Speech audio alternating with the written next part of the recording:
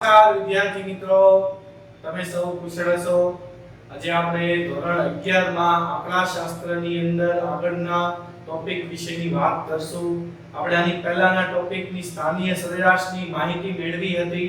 હવે આજના વિડિયોમાં આપણે જે છે એ મધ્યસ્થના આગળ દાખલા સતત માહિતી માટે મધ્યસ્થની વાત કરશું. આપણે સ્થાનીય સરેરાશમાં મધ્યસ્થમાં અવર્ગીકૃત અને અસતત ની વાત કરી હતી. હવે આજે આપણે જે છે એ મધ્યસ્થની અંદર વર્ગીકૃત માહિતીમાં સતત માહિતી માટે જે છે મધ્યસ્થ કેવી રીતે શોધવાનો તેના વિશેની વાત કરશું. આ દાખલો આપણને પરીક્ષામાં 4 માર્કની અંદર પૂછાય. હવે એના વિશેની વાત કરું તો પહેલા મધ્યસ્થ સતત માહિતી એટલે કે વર્ગ આપ્યા હોય ત્યારે મધ્યસ્થ ગોતવાનું હોય તે કેવી રીતે ગોતવાનું. એની માટેનું પહેલું સૂત્ર છે મધ્યસ્થ વર્ગ n/2. પહેલા મધ્યસ્થ વર્ગ ગોતવાનો n/2. પછી બીજું સ્ટેપ મધ્યસ્થ l + n/2 - cf/f, જેની અંદર l એટલે અધસીમા મધ્યસ્થ વર્ગની, આપણે લખી નાખીએ આખું મધ્યસ્થ વર્ગની અધસીમા. પછી n એટલે અવલોકનો, અવલોકનોનો સરવાળો. cf મધ્યસ્થ વર્ગના ઉપરના વર્ગની અથવા તો આગળના વર્ગની આવૃત્તિ. પછી f મધ્યસ્થ વર્ગની આવૃત્તિ.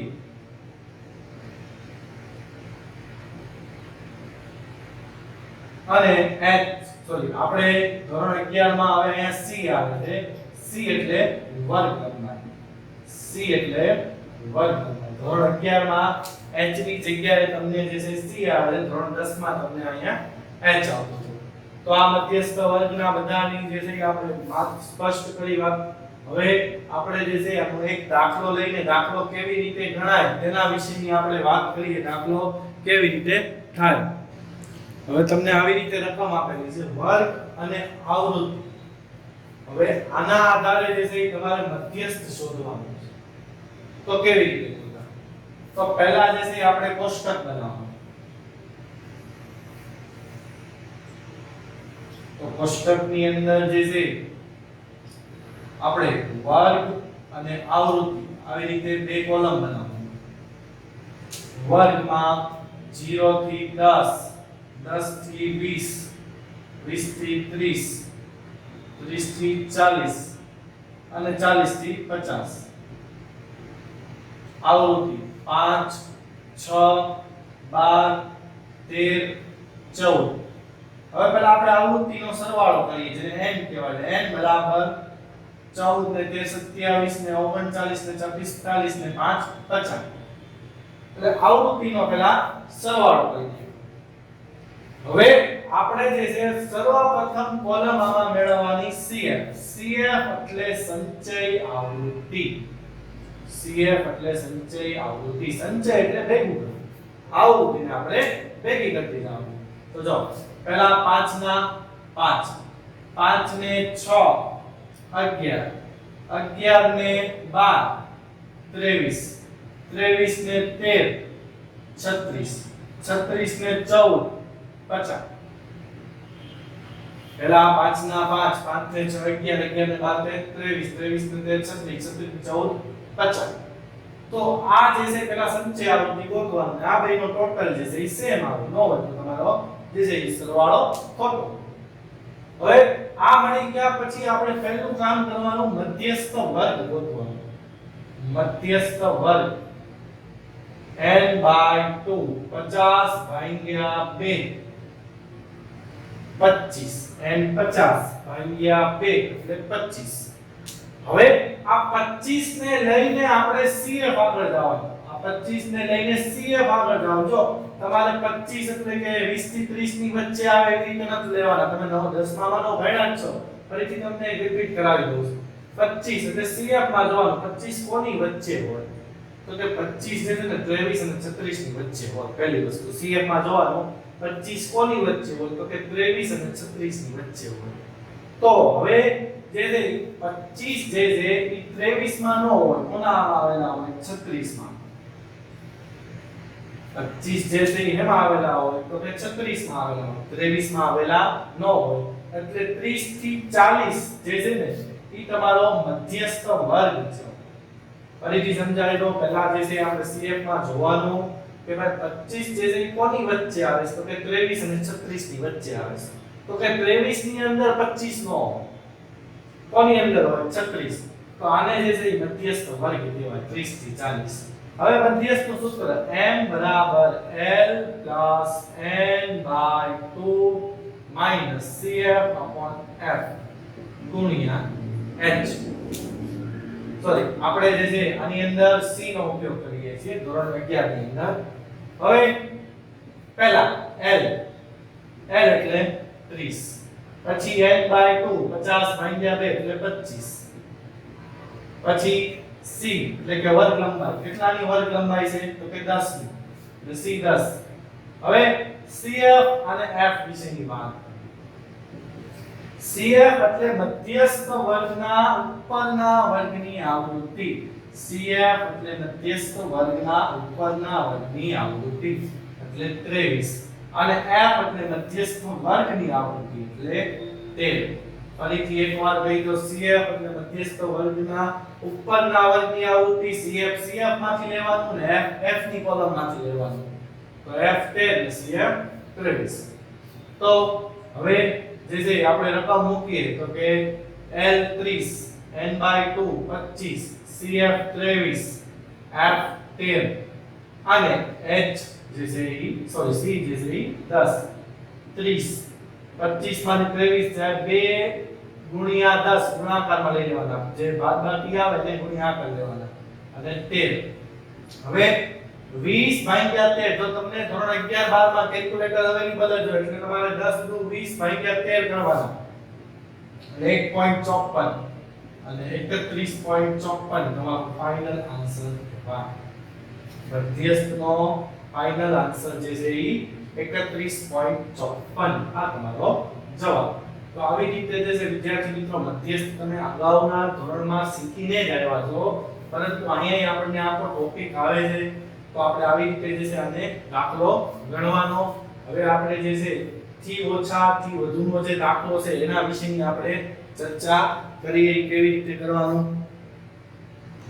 હવે જો આવી રીતે આપણને રકમ આપીશ કે મધ્યસ્થ શોધો ખર્ચ અને વિદ્યાર્થીઓની સંખ્યા એટલે કે ખર્ચ આપ્યો 200 થી ઓછા પછી 200 થી 400 400 થી 600 600 થી 700 700 થી 800 800 થી 800 ને એનાથી વધુ અને વિદ્યાર્થીઓની સંખ્યા તો જો આમાં જે છે આપણે કન્ફ્યુઝ ન થવાનું પહેલી વસ્તુ આપણે જેમ આપણો દાખલો ગણીએ છીએ એવી રીતે જ આપણે એની શરૂઆત કરવાની તો કે આની અંદર આપણે વર્ગ અને આવૃત્તિ આવી રીતે લખશું હવે જો આમાં પહેલા લખ્યું છે તમારે 200 થી ઓછા એટલે તમારે એને આમ નામ રાખવાનું પછી 200 થી 400 400 થી 600 600 થી 700 700 થી 800 અને 800 થી વધુ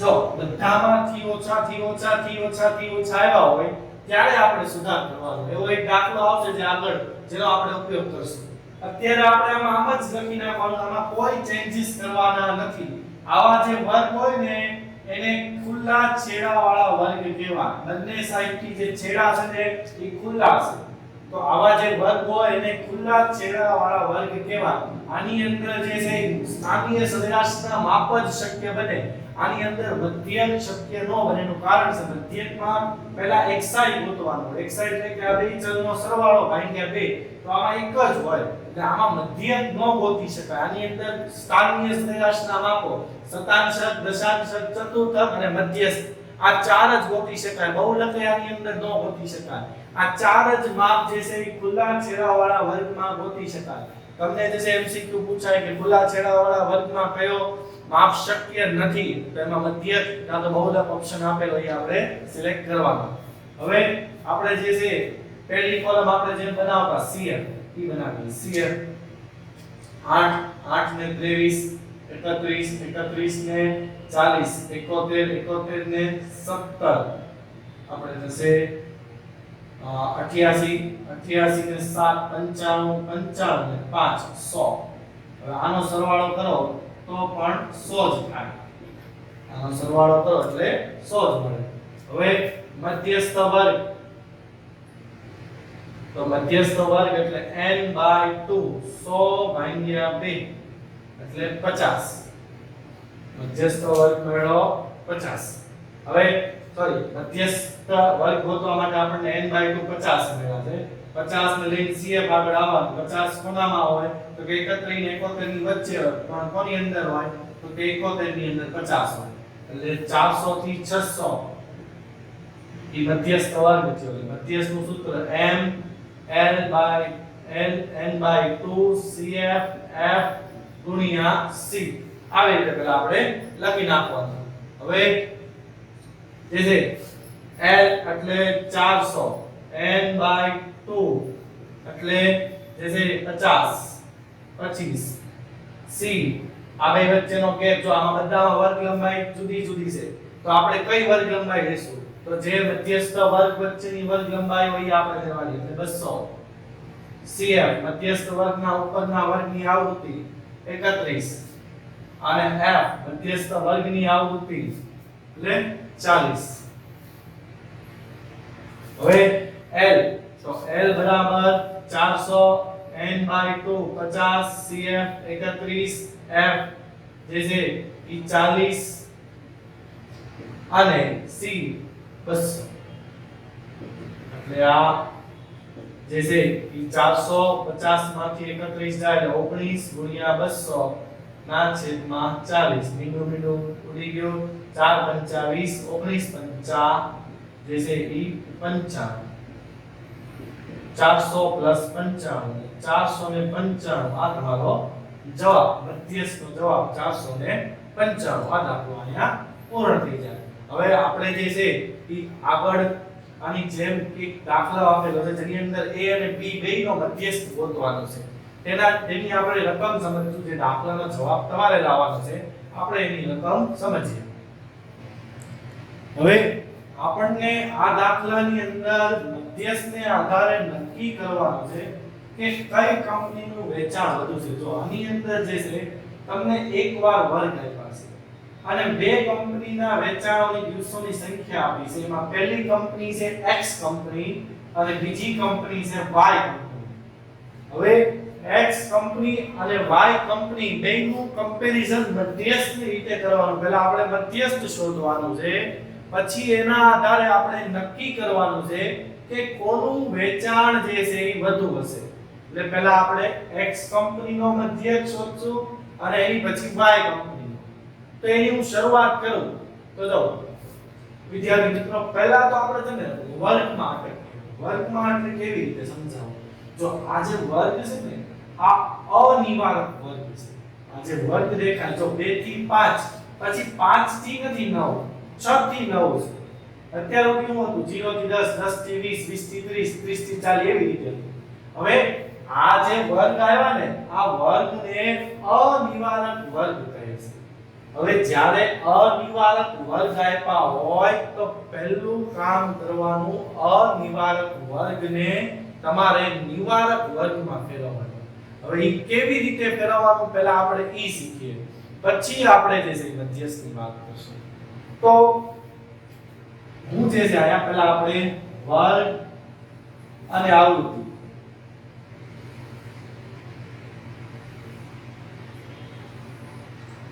હવે આયા વર્ગ ને આયા આવૃત્તિ તો જો પહેલા આપણે જે છે અહીંયા ગોતીએ છીએ X કંપનીની વાત કરશું પહેલા આપણે જે છે X કંપનીની વાત કરશું પછી જે છે આપણે Y કંપની વિશે સમજશું તો X કંપનીમાં વર્ગ અને આવૃત્તિ તો એની અંદર જો અનિવારક છે નિવારકમાં કેવી રીતે ફેરવા ઈ વાત કરું જો આને અધઃ સીમા કહેવાય અને ઉધ્વ સીમા કહેવાય એટલે કે અહીંથી પોઈન્ટ 0.5 માઈનસ કરવાના અહીંયા 0.5 પ્લસ કરવાના એટલે પહેલો વર્ગ જે છે 1.5 અને 5.5.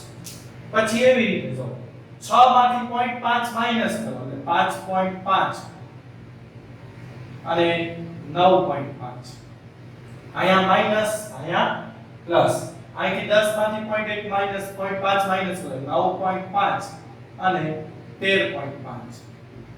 14 માંથી બાદ કરો એટલે 13.5 અને 17.5. પછી 17.5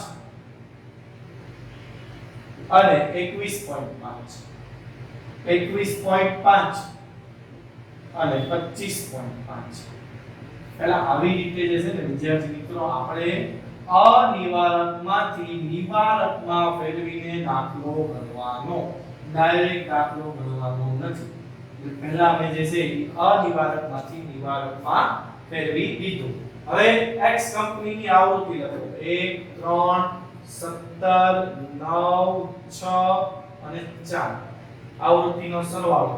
તો 1 ને 3 4 ને 7 21 ને 30 ને 36 ને 4 40 n બરાબર 40. હવે પહેલું કામ આપણું. હવે તો જેમ આપણે દાખલો ગણીએ એવી રીતે જ ગણવાનું છે નિવારકમાં.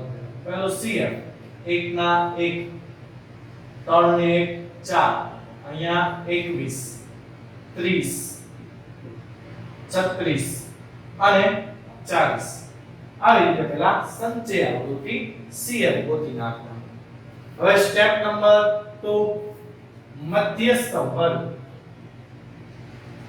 તો મધ્યસ્થ વર્ગ n/2 એટલે 30 ભાગ્યા 2 એટલે 20. 20 ને લઈને CF આગળ જવાનું. 20 કોની અંદર આવે તો કે 21 ની અંદર આવે. એટલે મધ્યસ્થ વર્ગ કયો છે તો કે 9.5 ડેશ 13.5. 9.5 થી 13.5 નો વર્ગ જે છે મધ્યસ્થ વર્ગ થઈ ગયો. તો હવે જે છે આપણે મધ્યસ્થ ગોતશું. મધ્યસ્થ m બરાબર l n/2 CF upon f ગુણ્યા c. પહેલા આપણે સૂત્ર લખીએ. હવે સૂત્ર લખ્યા પછી એની કિંમત મૂકશું. તો કે l તો કે 9.5 n/2 તો n/2 એટલે 20 CF મધ્યસ્થ વર્ગની ઉપરના વર્ગની આવૃત્તિ. મધ્યસ્થ વર્ગના ઉપરના વર્ગની આવૃત્તિ 4. f મધ્યસ્થ વર્ગની આવૃત્તિ એટલે 17 ગુણ્યા c. c કેટલા આવશે તો 13.5 માંથી 9.5 બાદ કરો એટલે 4. હવે 9.5 20 માંથી 4 જાય એટલે 16 ગુણ્યા 4 ભાગ્યા 17 એટલે 9.5 16 ચોક 64 ભાગ્યા 17 કરવાના.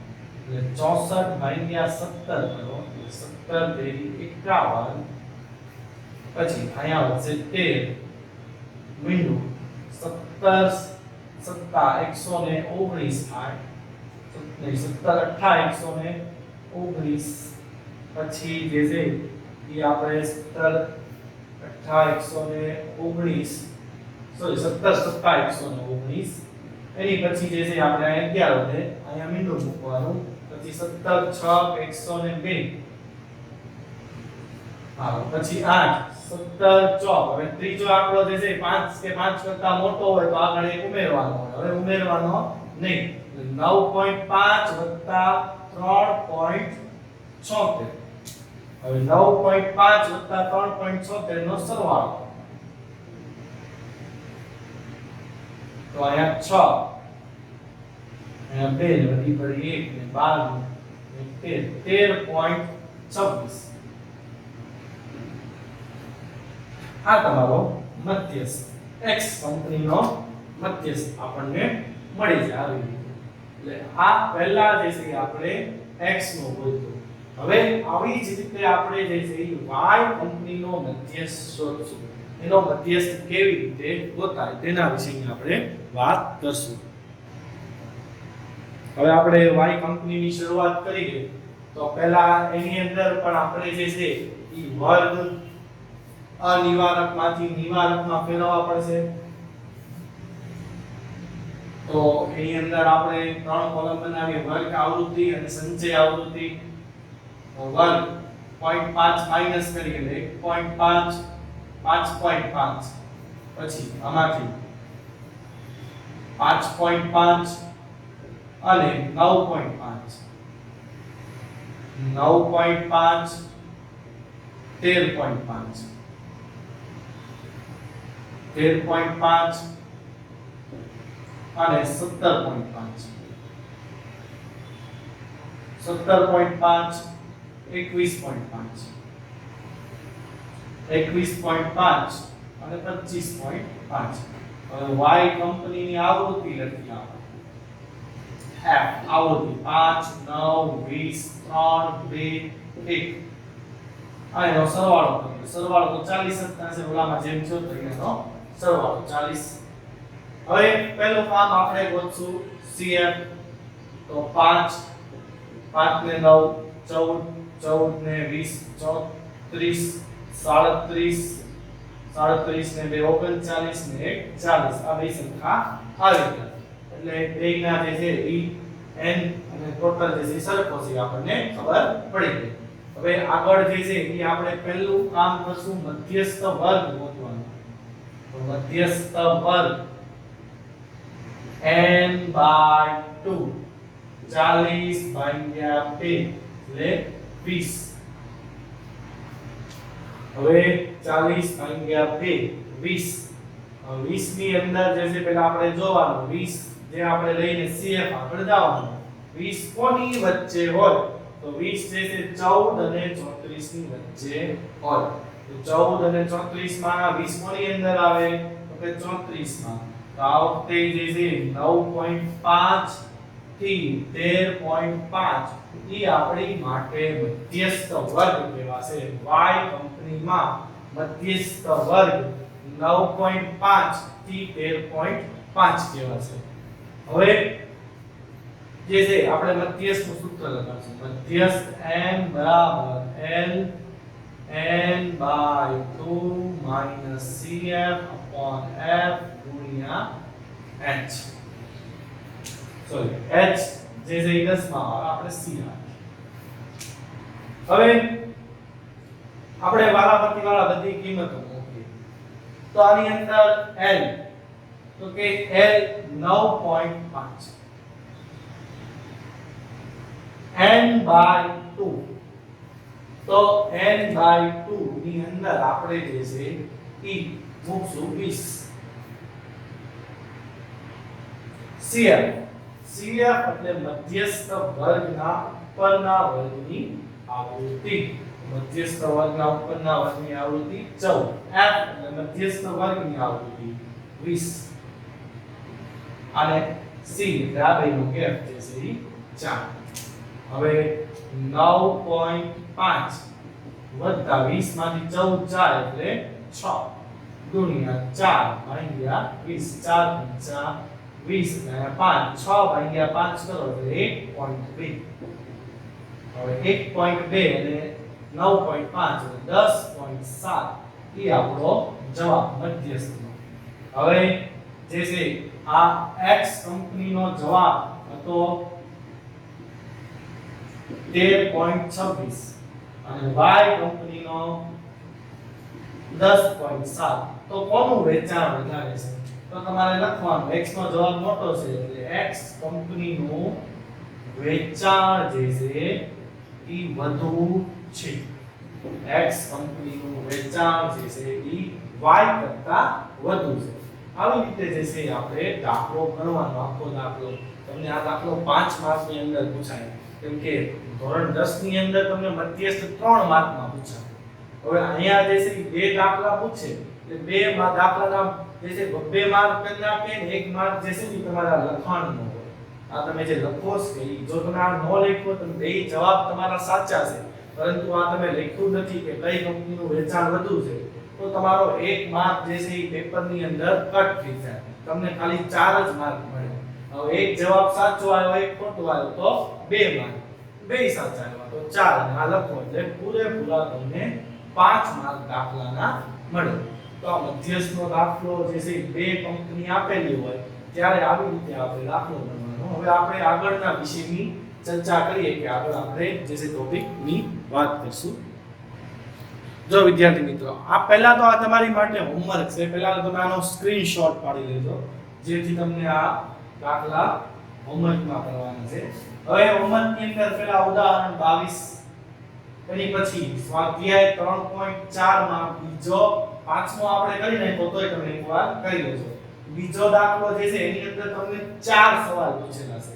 આપણે એમાંથી એક જ સવાલ કરવાનો છે, મધ્યસ્થ.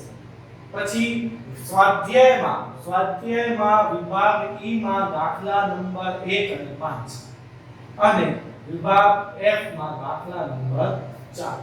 તો આટલા દાખલા જે છે ને વિદ્યાર્થી મિત્રો મધ્યસ્થના છે. હવે આ મધ્યસ્થ જે છે એ આટલા દાખલા ગણો એટલે તમારે આખું પાઠ્યપુસ્તકની અંદર તમે જે આગળ પ્રેક્ટિસ કરી અને આ દાખલાઓની તમે પ્રેક્ટિસ કરો એટલે તમારી માટે આખું મધ્યસ્થનો જે ટોપિક છે ને એ સંપૂર્ણપણે પૂરો થઈ જાય. પછી એની બધી નવા ટોપિક આવશે. નવા ટોપિક તમને ખબર છે, ચતુર્થક, દશાંશક અને શતાંશક. આની પછીના વિડિયોની અંદર આપણે એના વિશેના વિડિયો બનાવશું. હવે તમારે જે છે આ હોમવર્ક જે છે કમ્પ્લીટ કરી નાખવાનું છે. હવે ખાલી આપણે એકવાર જે છે મધ્યસ્થના સૂત્ર વિશેની વાત કરી લઈએ. તો જો પહેલી વસ્તુ કહી દઉં તમને, અસતત અને અવર્ગીકૃત માહિતી માટે n યુગ્મ, ત્યારે સૂત્ર m બરાબર n/2 માં અવલોકનની કિંમત n/2 + 1 માં અવલોકનની કિંમત આખાના છેદમાં 2. પછી n જે છે ઈ અયુગ્મ હોય તો m બરાબર n + 1 ના છેદમાં 2 માં અવલોકનની કિંમત. આ n યુગ્મ અને અયુગ્મ હોય ત્યારની વાત. અને અસતત અને અવર્ગીકૃત, જો તમને માહિતી વિશેનો ખ્યાલ તમે પહેલેથી આપેલો છે, ખ્યાલ 3, 5, 7, 9 નો મધ્યસ્થ શોધો તો આ વર્ગીકૃત.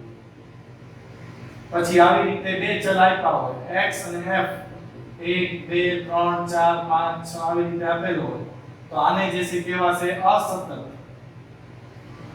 અને વર્ગ અને આવૃત્તિ આપેલી હોય 0 થી 10, 10 થી 20, 20 થી 30 અને આવૃત્તિ 2 3 4. તો આવી રીતે જે રકમ આપેલી હોય એને સતત. આ બે વર્ગીકૃત જ આવે, પણ વર્ગીકૃત ની અંદર આ અસતત અને આ સતત. તો આ ત્રણ માહિતી છે એ તમને મેં પહેલેથી સમજાવેલી જ છે. તો આવી રીતે જે માહિતી ઓળખતાય તમને આવડવી જોઈએ.